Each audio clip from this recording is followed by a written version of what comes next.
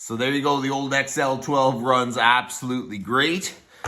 So that is $40 off Marketplace. You can't go wrong with that. It has a new bar. The chain seems relatively new. And clearly, the last time the guy ran it, he must have ran out of gas. Maybe it was coincidence.